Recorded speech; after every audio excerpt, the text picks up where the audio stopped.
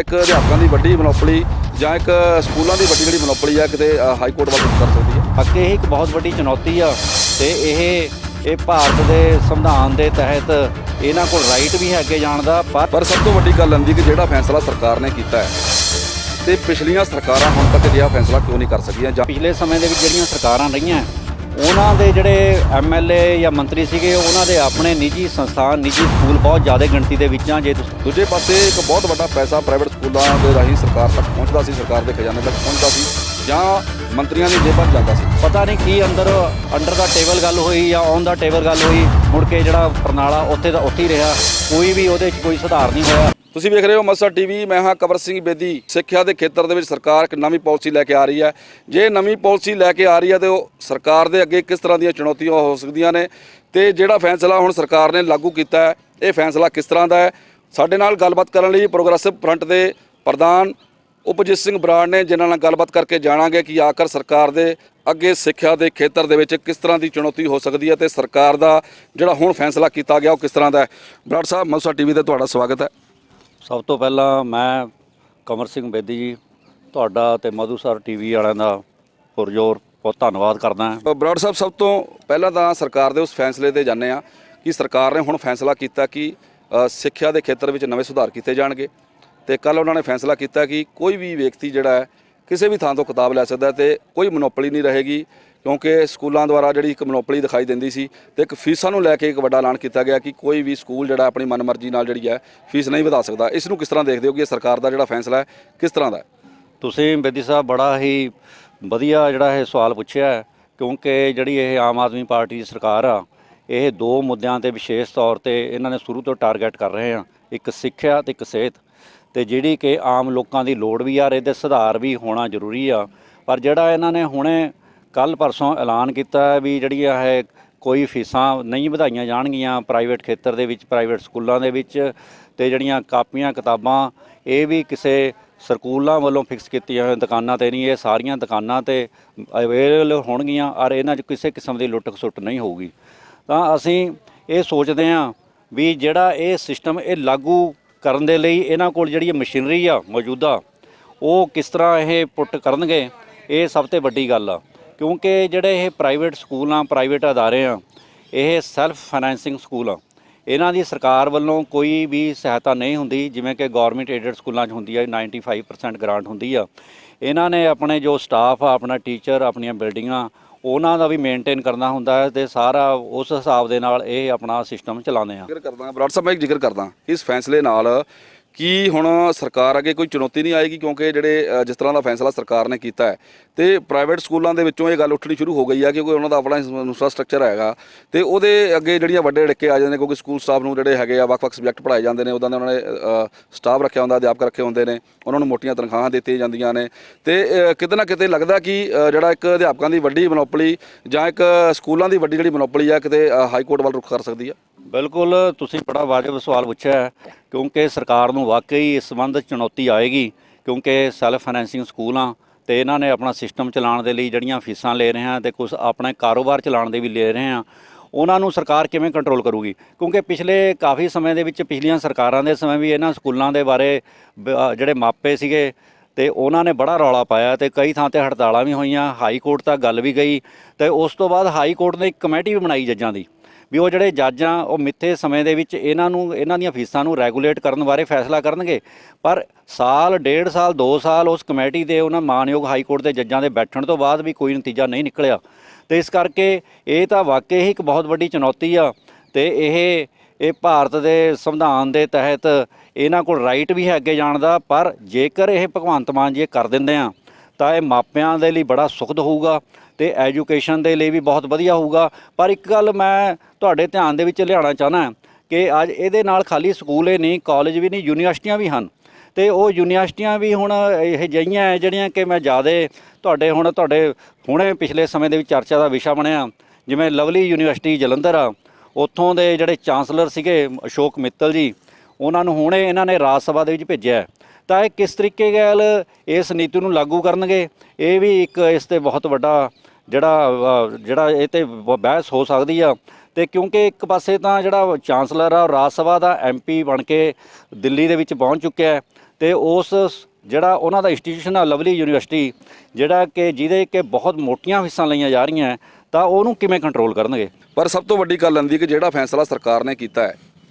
ਤੇ ਪਿਛਲੀਆਂ ਸਰਕਾਰਾਂ ਹੁਣ ਤੱਕ ਅਜਿਹਾ ਫੈਸਲਾ ਕਿਉਂ ਨਹੀਂ ਕਰ ਸਕੀਆਂ। ਜਾਂ ਤਾਂ ਉਹ ਘਿਸਲ ਮਾਰਦੀਆਂ ਸੀ ਤੇ ਜਾਂ ਉਹ ਕਰਨਾ ਨਹੀਂ ਚਾਹੁੰਦੀਆਂ ਸੀ, ਪਤਾ ਹੋਣ ਦੇ ਬਾਵਜੂਦ ਵੀ। ਜਾਂ ਇਹ ਜਿਹੜਾ ਸਿਸਟਮ ਲੰਮੇ ਸਮੇਂ ਤੋਂ ਚੱਲਿਆ ਆ ਰਿਹਾ ਸੀ, ਉਸੇ ਸਿਸਟਮ ਦੇ ਤਹਿਤ ਹੀ ਜਿਹੜਾ ਸੀ ਸਾਰਾ ਕੁਝ ਉਹਨਾਂ ਨੇ ਮਾਹੌਲ ਨੂੰ ਸਿਰਜੀ ਰੱਖਿਆ ਤੇ ਨਵੀਂ ਜਿਹੜੀ ਸੀ ਕੋਈ ਸ਼ੁਰੂਆਤ ਜਿਹੜੀ ਹੈ ਸਿੱਖਿਆ ਦੇ ਖੇਤਰ 'ਚ ਨਹੀਂ ਕੀਤੀ ਗਈ। ਇਹ ਬਿਲਕੁਲ ਤੁਹਾਡੀ ਗੱਲ ਸਹੀ ਹੈ, ਕਿਉਂਕਿ ਪਿਛਲੇ ਸਮੇਂ ਦੇ ਵਿੱਚ ਜਿਹੜੀਆਂ ਸਰਕਾਰਾਂ ਰਹੀਆਂ ਉਹਨਾਂ ਦੇ ਜਿਹੜੇ MLA ਜਾਂ ਮੰਤਰੀ ਸੀਗੇ, ਉਹਨਾਂ ਦੇ ਆਪਣੇ ਨਿੱਜੀ ਸੰਸਥਾਨ, ਨਿੱਜੀ ਸਕੂਲ ਬਹੁਤ ਜ਼ਿਆਦਾ ਗਿਣਤੀ ਦੇ ਵਿੱਚ ਆ। ਜੇ ਤੁਸੀਂ ਪੰਜਾਬ ਦੇ ਵਿੱਚ ਹੀ ਮੁਲਾਂਕਣ ਕਰੋ ਜਾਂ ਹਰਿਆਣੇ ਦੇ ਵਿੱਚ ਕਰੋ ਤਾਂ ਬਹੁਤ ਵੱਡੇ ਵੱਡੇ ਜਿਹੜੇ ਅਦਾਰੇ ਆ ਉਹ ਪ੍ਰਾਈਵੇਟ ਲੀਡਰਾਂ ਦੇ ਹੱਥ ਦੇ ਵਿੱਚ ਆ। ਪਟਿਆਲੇ ਦੇ ਵਿੱਚ ਵੀ ਤੁਸੀਂ ਦੇਖ ਸਕਦੇ ਹੋ ਵੀ ਇੱਥੇ YPS ਕਿਹਨਾਂ ਦਾ ਹੈ, ਬ੍ਰਿਟਿਸ਼ ਕੋਐਡ ਕਿਹਨਾਂ ਦਾ ਹੈ, ਔਰ ਹੋਰ ਕਈ ਸਕੂਲਾਂ ਜਿਨ੍ਹਾਂ ਦੇ ਪਿੱਛੇ ਬਹੁਤ ਵੱਡੇ ਵੱਡੇ ਜਿਹੜੇ ਇਹ ਬੈਠੇ ਆ। ਇਸੇ ਤਰੀਕੇ ਨਾਲ ਬਠਿੰਡਾ, ਇਸੇ ਤਰੀਕੇ ਨਾਲ ਫਰੀਦਕੋਟ, ਇਸੇ ਤਰੀਕੇ ਨਾਲ ਸੰਗਰੂਰ, ਜਲੰਧਰ, ਇਹ ਸਾਰੇ ਪਾਸੇ ਹੈ। ਪਰ ਇਹ ਜੋ ਸਿਸਟਮ ਜਿਹੜਾ ਭਗਵੰਤ ਸਿੰਘ ਮਾਨ ਨੇ ਹੁਣ ਇਹ ਕੀਤਾ ਹੈ, ਇਹ ਵਾਕਈ ਪ੍ਰਸ਼ੰਸਾਯੋਗ ਆ, ਕਿਉਂਕਿ ਇਹ ਪਿਛਲੇ ਸਮੇਂ 'ਚ ਇਹ ਜਿਹੜੀ ਇਹਦਾ ਕਿਤੇ ਨਾ ਕਿਤੇ ਰੁਝਾਨ ਇਹਦਾ ਕਾਲਜ ਟਾਈਮ ਤੋਂ ਸੁਧਾਰਾ ਮਿਲ ਰਿਹਾ ਹੈ। ਵਿਦਿਆਰਥੀ ਜਥੇਬੰਦੀਆਂ 'ਚ ਵੀ ਕੰਮ ਕੀਤਾ ਅਤੇ ਮੈਨੂੰ ਆਸ ਵੀ ਆ ਵੀ ਇਹ ਤਹਿ ਦਿਲੋਂ ਪੂਰੀ ਜੁਰਤ ਦੇ ਨਾਲ ਇਹਨਾਂ ਸਕੂਲਾਂ ਨੂੰ ਨੱਥ ਪਾਉਣਗੇ ਬਿਲਕੁਲ। ਪਰ ਇੱਕ ਗੱਲ ਜ਼ਰੂਰ ਆ ਵੀ ਇਹਨਾਂ ਨੂੰ ਬਹੁਤ ਵੱਡੀਆਂ ਮੁਸ਼ਕਲਾਂ ਖਾਲੀ ਨਾ ਕੇਵਲ ਇਹਨਾਂ ਅਦਾਰਿਆਂ ਤੋਂ ਆਉਣਗੀਆਂ, ਪਰ ਉਹਨਾਂ ਦੇ ਮਾਲਕਾਂ ਤੋਂ ਵੀ ਆਉਣਗੀਆਂ। ਤੇ ਉਹ ਮਾਲਕ ਵੀ ਅਜਿਹੇ ਜਿਹੜੇ ਕਿ ਇਹਨਾਂ ਦੇ ਨਾਲ ਵੀ ਕੰਮ ਕਰ ਰਹੇ ਹਨ ਤੇ ਇਸ ਸਮੇਂ ਪਾਰਟੀ ਦੇ ਵਿੱਚ ਵੱਡੇ ਅਹੁਦਿਆਂ 'ਤੇ ਵੀ ਪਹੁੰਚ ਚੁੱਕੇ ਆ। ਇਹ ਸਾਰੇ ਸਿਸਟਮ ਨੂੰ ਜਦੋਂ ਜੇ ਇਹ ਕਰ ਜਾਂਦੇ ਆ ਤਾਂ ਇਹ ਬਹੁਤ ਹੀ ਅਚੰਭੇ ਵਾਲੀ ਗੱਲ ਹੋਊਗੀ, ਤੇ ਇਹ ਜੇ ਕਰਦੇ ਆ ਤਾਂ ਬਹੁਤ ਵਧੀਆ ਪ੍ਰਸ਼ੰਸਾਯੋਗ ਗੱਲ ਆ। ਤੇ ਬਾਕੀ ਇਹ ਸਮਾਂ ਦੱਸੂਗਾ ਵੀ ਇਹ ਕਰਦੇ ਆ ਕਿ ਨਹੀਂ ਕਰਦੇ। ਪਿਛਲੇ ਸਮੇਂ ਦੇ ਵਿੱਚ ਗੱਲ ਕਰ ਲਈਏ ਤਾਂ ਸਕੂਲਾਂ ਵਾਲਿਆਂ ਦੀ ਜਿਹੜੇ ਪ੍ਰਾਈਵੇਟ ਸਕੂਲ ਸੀ ਉਹਨਾਂ ਦੀ ਬਹੁਤ ਵੱਡੀ ਮੋਨੋਪੋਲੀ ਸੀ। ਕਹਿੰਦੇ ਸੀ ਕਿ ਮੇਜ਼ ਦੇ ਥੱਲੋਂ ਸਰਕਾਰ ਨੂੰ ਬਹੁਤ ਕੁਝ ਜਾਂਦਾ ਹੈ, ਜਿਹਦੇ ਕਰਕੇ ਸਾਰਾ ਕੁਝ ਜਿਹੜਾ ਪੰਜਾਬ ਦੇ ਵਿੱਚ ਲੰਮੇ ਸਮੇਂ ਤੋਂ ਚੱਲ ਰਿਹਾ ਸੀ ਉਸੇ ਤਰ੍ਹਾਂ ਚੱਲਦਾ ਰਿਹਾ। ਕਿਉਂਕਿ ਇਹ ਵੀ ਇੱਕ ਸਰਕਾਰ ਦੇ ਅੱਗੇ ਚੁਣੌਤੀ ਹੋਏਗੀ। ਇੱਕ ਪਾਸੇ ਤਾਂ ਸਰਕਾਰ ਕਹਿ ਰਹੀ ਹੈ ਕਿ ਅਸੀਂ ਭ੍ਰਿਸ਼ਟਾਚਾਰ ਜਿਹੜਾ ਅਸੀਂ ਬਰਦਾਸ਼ਤ ਨਹੀਂ ਕਰਨਾ, ਜਿਹੜਾ ਭ੍ਰਿਸ਼ਟਾਚਾਰ ਹੈ ਉਸ ਤੋਂ ਪੰਜਾਬ ਨੂੰ ਮੁਕਤ ਕਰਨਾ। ਦੂਜੇ ਪਾਸੇ ਇੱਕ ਬਹੁਤ ਵੱਡਾ ਪੈਸਾ ਪ੍ਰਾਈਵੇਟ ਸਕੂਲਾਂ ਦੇ ਰਾਹੀਂ ਸਰਕਾਰ ਤੱਕ ਪਹੁੰਚਦਾ ਸੀ, ਸਰਕਾਰ ਦੇ ਖਜ਼ਾਨੇ ਤੱਕ ਪਹੁੰਚਦਾ ਸੀ ਜਾਂ ਮੰਤਰੀਆਂ ਦੀਆਂ ਜੇਬਾਂ 'ਚ ਜਾਂਦਾ ਸੀ। ਕਿਸ ਤਰ੍ਹਾਂ ਤੇ ਚੰਗੀ ਤਰ੍ਹਾਂ ਜਾਣਦੇ ਹੋ, ਕਿਉਂਕਿ ਜਿਸ ਤਰ੍ਹਾਂ ਜਿਹੜੇ ਬੱਚਿਆਂ ਸਰਕਾਰੀ ਸਕੂਲਾਂ ਦਾ ਹਾਲ ਸੀ ਤੁਸੀਂ ਬਹੁਤ ਨੇੜੇ ਤੋਂ ਦੇਖਿਆ, ਤੇ ਪ੍ਰਾਈਵੇਟ ਖੇਤਰ ਦੇ ਵਿੱਚ ਜਿੱਦਾਂ ਦਾ ਵਿਕਾਸ ਤੁਸੀਂ ਦੇਖ ਰਹੇ ਸੀ ਆ ਰਿਹਾ ਲੰਮੇ ਸਮੇਂ ਤੋਂ ਹੋ ਰਿਹਾ ਸੀ, ਤੇ ਕਿਤੇ ਲੱਗਦਾ ਸੀ ਕਿਤੇ ਨਾ ਕਿਤੇ ਸਾਰਾ ਕੁਝ ਜਿਹੜਾ ਭ੍ਰਿਸ਼ਟਾਚਾਰ ਨਾਲ ਜੁੜਿਆ ਹੋਇਆ ਸੀ ਮਸਲਾ। ਬਿਲਕੁਲ ਤੁਸੀਂ ਸਹੀ ਗੱਲ ਕਹੀ ਆ, ਕਿਉਂਕਿ ਜਿਹੜੇ ਬਹੁਤ ਸਾਰੇ ਸਕੂਲ ਜੇਕਰ ਤੁਸੀਂ ਉਹਨਾਂ ਦਾ ਦੇਖੋ ਬਾਜ਼ਾਰਾਂ 'ਚ ਜਾ ਕੇ, ਉਹ ਸਕੂਲ ਨਹੀਂ ਦੁਕਾਨਾਂ ਹੈ। ਕਿਉਂਕਿ ਇੱਕ ਚੰਗੇ ਸਕੂਲ ਹੋਣ ਦੇ ਲਈ ਇੱਕ ਚੰਗੀ ਬਿਲਡਿੰਗ, ਚੰਗਾ ਇਨਫਰਾਸਟਰਕਚਰ ਤੇ ਗਰਾਊਂਡ ਵਗੈਰਾ ਦਾ ਵੀ ਹੋਣਾ ਬਹੁਤ ਜ਼ਰੂਰੀ ਹੈ, ਜਿੱਥੇ ਬੱਚੇ ਖੇਲ ਵੀ ਸਕਣ ਤੇ ਆਪਣਾ ਮਾਨਸਿਕ ਤੇ ਫਿਜ਼ੀਕਲ ਸੰਤੁਲਨ ਕਾਇਮ ਰੱਖ ਸਕਣ। ਪਰ ਇਹ ਜੇ ਤੁਹਾਨੂੰ ਬਹੁਤ ਹੀ ਹਜ਼ਾਰਾਂ ਦੀ ਤਾਦਾਦ 'ਚ ਸਕੂਲ ਮਿਲ ਜਾਣਗੇ ਜਿਹੜੇ ਕਿ ਗਲੀਆਂ ਮੁਹੱਲਿਆਂ 'ਚ ਖੁੱਲ੍ਹੇ ਮਿਆਰ, ਉਹਨਾਂ ਨੂੰ ਪੰਜਾਬ ਸਰਕਾਰ ਨੇ ਅਫੀਲੀਏਸ਼ਨ ਦਿੱਤੀ ਹੋਈ ਆ। ਇੱਕ ਵਾਰ ਇਹ ਬੜਾ ਰੌਲਾ ਪਾਇਆ ਜਥੇਬੰਦੀਆਂ ਵੱਲੋਂ, ਸਰਕਾਰੀ ਸਕੂਲਾਂ ਦੀਆਂ ਜਥੇਬੰਦੀਆਂ ਵੱਲੋਂ ਵੀ ਇਹਨਾਂ ਸਕੂਲਾਂ ਨੂੰ ਨੱਥ ਪਾਈ ਜਾਵੇ, ਮਾਪਿਆਂ ਵੱਲੋਂ ਵੀ ਪਾਈ ਜਾਵੇ। ਤਾਂ ਉਸ ਵਕਤ ਇੱਕ ਮੰਤਰੀ ਨੇ ਫੈਸਲਾ ਕੀਤਾ ਵੀ ਇਹਨਾਂ ਸਕੂਲਾਂ ਨੂੰ ਬੰਦ ਕਰ ਦਿੱਤਾ ਜਾਵੇ ਜਿਨ੍ਹਾਂ ਦੀ ਜਿਹੜੇ ਕਿ ਪੂਰੀ ਤਰ੍ਹਾਂ ਮਿਆਰ ਤੇ ਪੂਰਾ ਨਹੀਂ ਉਤਰਦੇ। ਪਰ ਕੁਝ ਸਮੇਂ ਬਾਅਦ ਇੱਕ ਵੱਡਾ ਇਕੱਠ ਹੋਇਆ, ਮੰਤਰੀ ਜੀ ਆਏ ਤਾਂ ਉਹਨਾਂ ਨੇ ਪਤਾ ਨਹੀਂ ਕੀ ਅੰਡਰ ਦਾ ਟੇਬਲ ਗੱਲ ਹੋਈ ਜਾਂ ਔਨ ਦਾ ਟੇਬਲ ਗੱਲ ਹੋਈ, ਮੁੜ ਕੇ ਜਿਹੜਾ ਪ੍ਰਣਾਲਾ ਉੱਥੇ ਦਾ ਉੱਥੇ ਹੀ ਰਿਹਾ, ਕੋਈ ਵੀ ਉਹਦੇ 'ਚ ਕੋਈ ਸੁਧਾਰ ਨਹੀਂ ਹੋਇਆ ਤੇ ਉਹ ਸਾਰਾ ਸਿਸਟਮ ਜਿਵੇਂ ਦਾ ਤਿਵੇਂ ਚੱਲ ਰਿਹਾ ਹੈ। ਸਿੱਖਿਆ ਦੇ ਖੇਤਰ ਦੇ ਵਿੱਚ ਜਿਵੇਂ ਸਰਕਾਰ ਕਹਿ ਰਹੀ ਹੈ ਕਿ ਅਸੀਂ ਨਵੀਂ ਪਾਲਿਸੀ ਲੈ ਕੇ ਆ ਰਹੇ ਹਾਂ, ਸਿੱਖਿਆ ਨੀਤੀ ਲੈ ਕੇ ਆ ਰਹੇ ਹਾਂ। ਇੱਕ ਕਹਿੰਦੇ ਆ ਮੀਟਿੰਗ ਹੋਣ ਜਾ ਰਹੀ ਹੈ ਸਕੂਲ ਦੇ ਮੈਨੇਜਮੈਂਟਾਂ ਨਾਲ, ਮੁੱਖ ਮੰਤਰੀ ਖੁਦ ਆਪ ਉਹਦੇ ਵਿੱਚ ਹਿੱਸਾ ਹੋਣਗੇ ਉਹਦਾ। ਤੇ ਸਿੱਖਿਆ ਨੀਤੀ ਕਿਸ ਤਰ੍ਹਾਂ ਦੀ ਹੋਏਗੀ ਪੰਜਾਬ ਦੇ ਵਿੱਚ, ਕਿਸ ਤਰ੍ਹਾਂ ਦੀ ਹੋਣੀ ਚਾਹੀਦੀ ਹੈ, ਕਿਉਂਕਿ ਤੁਸੀਂ ਅਧਿਆਪਕ ਰਹੇ ਹੋ ਤੇ ਲੰਮੇ ਸਮੇਂ ਤੋਂ ਸਿੱਖਿਆ ਦੇ ਖੇਤਰ ਦੇ ਵਿੱਚ ਵੱਡਾ ਜਿਹੜਾ ਨਿਗਾਰ ਹੈ ਦਿਖਾਈ ਦਿੱਤਾ ਹੈ। ਅਧਿਆਪਕਾਂ ਦੀਆਂ ਆਪ ਦੀਆਂ ਸਮੱਸਿਆਵਾਂ ਨੇ, ਸਕੂਲਾਂ ਦੀਆਂ ਆਪ ਦੀਆਂ ਸਮੱਸਿਆਵਾਂ ਨੇ, ਸਰਕਾਰ ਆਪ ਦੀਆਂ ਸਮੱਸਿਆਵਾਂ ਲੈ ਕੇ ਬੈਠੀ ਹੋਈ ਹੈ। ਕਿ ਇਸ ਖੇਤਰ ਦੇ ਵਿੱਚ ਕਿਸ ਤਰ੍ਹਾਂ ਇੱਕ ਜਿਹੜੀ ਉਮੀਦ ਦੀ ਕਿਰਨ ਕੀ ਕੋਈ ਦਿਖਾਈ ਦਿੰਦੀ ਹੈ ਕਿ ਕੋਈ ਸੁਧਾਰ ਹੋ ਸਕਦਾ?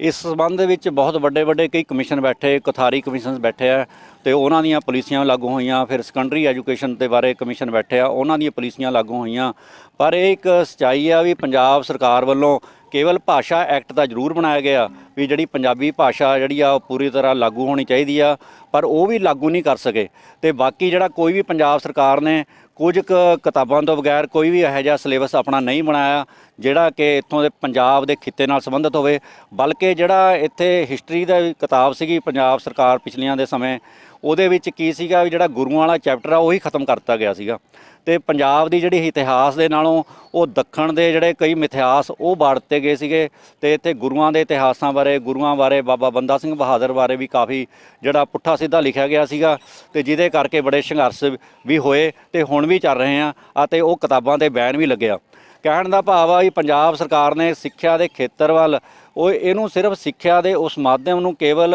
ਪ੍ਰਾਈਵੇਟਾਈਜੇਸ਼ਨ ਵੱਲ ਉਤਸ਼ਾਹਿਤ ਕਰਨ ਵੱਲ ਵਰਤਿਆ, ਪਰ ਬੱਚਿਆਂ ਨੂੰ ਇੱਥੋਂ ਦੇ ਸੱਭਿਆਚਾਰ ਅਨੁਸਾਰ, ਇੱਥੇ ਦੇ ਹਿਸਟਰੀ ਅਨੁਸਾਰ ਪੰਜਾਬ ਦਾ ਜੋ ਇਤਿਹਾਸ ਆ ਉਹ ਦੱਸਣ ਦੀ ਕਦੇ ਵੀ ਅਸਲ ਮਾਇਨਿਆਂ ਦੇ ਵਿੱਚ ਕੋਸ਼ਿਸ਼ ਨਹੀਂ ਕੀਤੀ। ਤੇ ਜੇਕਰ ਹੁਣ ਭਗਵੰਤ ਮਾਨ ਜੀ ਅਜਿਹਾ ਕਰਦੇ ਹਨ, ਕੋਈ ਸਪੈਸ਼ਲ ਪਾਲਿਸੀ ਬਣਾ ਕੇ ਆਉਂਦੇ ਹਨ ਵੀ ਕੇਵਲ ਜਿਹੜੀ ਪੰਜਾਬ ਦੇ ਇਸ ਖਿੱਤੇ ਦੇ ਆਧਾਰਿਤ ਹੋਵੇ, ਪੰਜਾਬ ਦੇ ਇਤਿਹਾਸ ਦੇ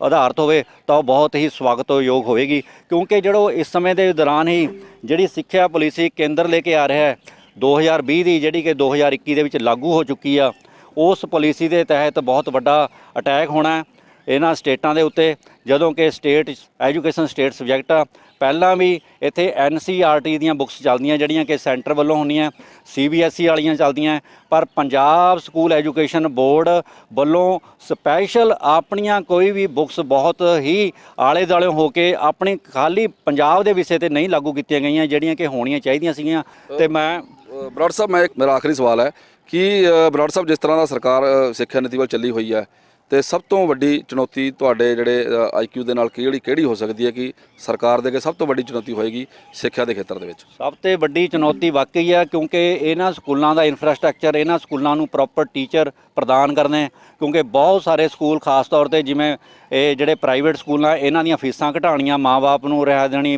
ਕਿਤਾਬਾਂ ਦਾ ਜਿਹੜੀ ਛੋਟੀ ਗੱਲ ਆ, ਮੇਨ ਗੱਲ ਆ ਫੀਸਾਂ ਦੀ, ਇੱਕ ਡੋਨੇਸ਼ਨਾਂ ਦੀ, ਉਹਨਾਂ ਨੂੰ ਕਿਵੇਂ ਬੰਦ ਕਰਨਗੇ, ਇੱਕ ਬਹੁਤ ਵੱਡੀ ਚੁਣੌਤੀ ਆ। ਤੇ ਦੂਜੇ ਪਾਸੇ ਇਹਨਾਂ ਦੇ ਵਿੱਚ ਹੀ ਇੱਕ ਸਰਕਾਰੀ ਸਹਾਇਤਾ ਪ੍ਰਾਪਤ ਸਕੂਲ ਵੀ ਆ, ਜਿਨ੍ਹਾਂ ਦੇ ਕਿਸੇ ਸਮੇਂ 9468 ਪੋਸਟਾਂ ਸੀਗੀਆਂ, ਜਿਹੜੀਆਂ ਕਿ ਹੁਣ 1800 ਦੇ ਲਗਭਗ ਰਹਿ ਗਈਆਂ। ਉਹ ਸਕੂਲ ਜਿਨ੍ਹਾਂ ਦੇ ਵਿੱਚ ਭਗਤ ਸਿੰਘ ਵਗੈਰਾ, ਕਰਤਾਰ ਸਿੰਘ ਸਰਾਭੇ ਵਰਗੇ ਪੜ੍ਹੇ ਹੋਏ ਆ, ਤੇ ਉਹਨਾਂ ਸਕੂਲਾਂ ਨੂੰ, ਇਤਿਹਾਸਕ ਧਰੋਹਰ ਨੂੰ, ਖਾਲਸਾ ਇੰਸਟੀਟਿਊਸ਼ਨ ਨੂੰ ਬਚਾਉਣ ਦੀ ਲੋੜ ਆ, ਉਹ ਵੀ ਇੱਕ ਬਹੁਤ ਵੱਡੀ ਚੁਣੌਤੀ ਆ। ਤੇ ਸਰਕਾਰੀ ਸਕੂਲਾਂ ਦੀ,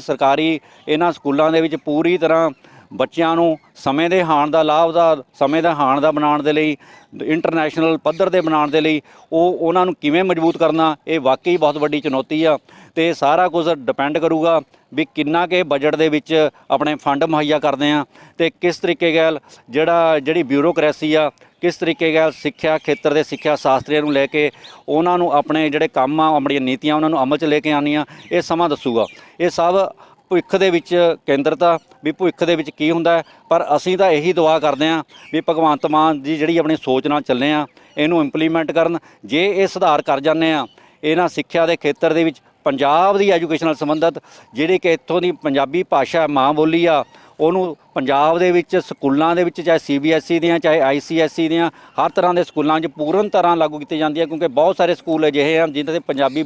ਪੜ੍ਹਨ ਤੇ ਬੋਲਣ 'ਤੇ ਪਾਬੰਦੀ ਆ, ਤੇ ਇੱਥੋਂ ਦੀਆਂ ਦੁਕਾਨਾਂ ਦੇ ਉੱਤੇ ਪੰਜਾਬੀ ਦੇ ਬੋਰਡ ਲਿਖਾ ਦਿੰਦੇ ਆ, ਇੱਥੋਂ ਦੇ ਸ਼ਹਿਰਾਂ ਦੇ ਨਾਂ ਲਿਖਾ ਦਿੰਦੇ ਆ, ਜਿਵੇਂ ਬੰਗਾਲ ਦੇ ਵਿੱਚ, ਕੇਰਲਾ ਦੇ ਵਿੱਚ, ਮਹਾਰਾਸ਼ਟਰ ਦੇ ਵਿੱਚ, ਹਰ ਸਟੇਟ ਦੇ ਵਿੱਚ ਜਿਹੜੇ ਬਾਜ਼ਾਰਾਂ ਦੇ ਵਿੱਚ ਦੁਕਾਨਾਂ ਦੇ ਨਾਂ ਆ, ਸੜਕਾਂ ਦੇ ਨਾਂ ਆ, ਉਹਨਾਂ ਦੀ ਆਪਣੀ ਭਾਸ਼ਾ ਨੰਬਰ 1 ਤੇ ਆ, ਪਰ ਸਾਡੀ ਭਾਸ਼ਾ ਕਿਤੇ ਹੈ ਹੀ ਨਹੀਂ, ਤੇ ਜਾਂ ਨੰਬਰ 3 ਤੇ ਆ। ਤੋ ਇਹ ਸਾਰੀਆਂ ਬਹੁਤ ਵੱਡੀਆਂ ਚੁਣੌਤੀਆਂ, ਤੇ ਚੁਣੌਤੀਆਂ ਦੇ ਲਈ ਦੂਜੇ ਪਾਸੇ ਅਸੀਂ ਆਸ ਵੀ ਕਰਦੇ ਹਾਂ, ਤੇ ਜੋ ਕੇਂਦਰ ਦਾ ਰਵੱਈਆ ਦਿਖ ਰਿਹਾ ਉਹਦੇ ਨਾਲ ਸਾਨੂੰ ਇਹ ਵੀ ਲੱਗ ਰਿਹਾ ਵੀ ਭਗਵੰਤ ਮਾਨ ਜੀ ਅੱਗੇ ਹੋਰ ਆਉਣ ਵਾਲੇ ਸਮੇਂ 'ਚ ਵੱਡੀਆਂ ਚੁਣੌਤੀਆਂ ਆ ਰਹੀਆਂ ਹਨ, ਤੇ ਮੈਂ ਉਹਨਾਂ ਦੇ ਡਿਟੇਲ 'ਚ ਨਹੀਂ ਜਾਣਾ ਚਾਹੁੰਦਾ, ਪਰ ਮੈਂ ਇਹੀ ਦੁਆ ਕਰਦਾ ਵੀ ਇਹ ਜਿਸ ਮਿਸ਼ਨ ਨੂੰ ਲੈ ਕੇ ਅੱਗੇ ਚੱਲੇ ਆ, ਇਸ ਮਿਸ਼ਨ ਨੂੰ ਜ਼ਰੂਰ ਸਿਰੇ ਚੜ੍ਹਾਉਣ, ਨੇਪਰੇ ਚੜ੍ਹਾਉਣ, ਤਾਂ ਜੋ ਪੰਜਾਬ ਦੇ ਬੱਚੇ ਬੁੱਧੀਤਮ ਤਰੀਕੇ ਨਾਲ ਪੂਰੀ ਬੁੱਧੀ ਉਸ ਦੇ ਨਾਲ ਪ੍ਰਾਪਤ ਕਰਕੇ, ਐਜੂਕੇਸ਼ਨ ਪ੍ਰਾਪਤ ਕਰਕੇ ਦੁਨੀਆ ਦੇ ਵਿੱਚ ਆਪਣਾ ਨਾਂ ਕਮਾਉਣ, ਚੰਗੇ ਵਿਗਿਆਨੀ ਬਣਨ, ਚੰਗੇ ਅਰਥ ਸ਼ਾਸਤਰੀ ਬਣਨ, ਚੰਗੇ ਹਰ ਪਾਸੇ ਹਰ ਮੈਦਾਨ ਫਤਿਹ ਕਰਨ, ਤੇ ਪੰਜਾਬ ਦਾ ਨਾਂ ਰੋਸ਼ਨ ਹੋਵੇ। ਧੰਨਵਾਦ ਜੀ। ਇਹ ਸਨ ਉਪਜੀਤ ਸਿੰਘ ਬਰਾੜ, ਜਿਨ੍ਹਾਂ ਨੇ ਸਾਫ਼ ਤੌਰ ਤੇ ਸਰਕਾਰ ਤੱਕ ਇਹ ਸੁਨੇਹਾ ਲਾਇਆ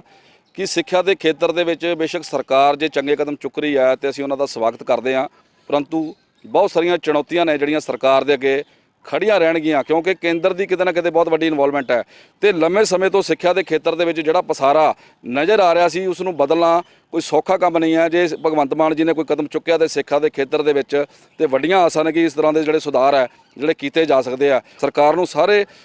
ਪੱਖਾਂ ਨੂੰ ਧਿਆਨ 'ਚ ਰੱਖ ਕੇ ਹੀ ਸਿੱਖਿਆ ਦੇ ਖੇਤਰ ਵੱਲ ਅੱਗੇ ਵਧਣਾ ਚਾਹੀਦਾ, ਕਿਉਂਕਿ ਜੇ ਨਵੀਂ ਪਾਲਿਸੀ ਤੇ ਨਵੀਂ ਸਿੱਖਿਆ ਨੀਤੀ ਨਾਲ ਸਰਕਾਰ ਅੱਗੇ ਵਧਦੀ ਹੈ ਤਾਂ ਲੱਗਦਾ ਕਿ ਜਿਹੜਾ ਪਸਾਰਾ ਲੰਮੇ ਸਮੇਂ ਤੋਂ ਪਿਛਲੀਆਂ ਸਰਕਾਰਾਂ ਦੇ ਸਮੇਂ ਨਜ਼ਰ ਆਉਂਦਾ ਰਿਹਾ ਉਹ ਖਤਮ ਹੋ ਜਾਏਗਾ। ਕੈਮਰਾਮੈਨ ਅਮਰੀਕਿੰਦਰ ਸਿੰਘ ਦੇ ਨਾਲ ਕਵਰ ਸਿੰਘ ਬੇਦੀ, ਮੌਸਾ ਟੀਵੀ, ਪਟਿਆਲਾ।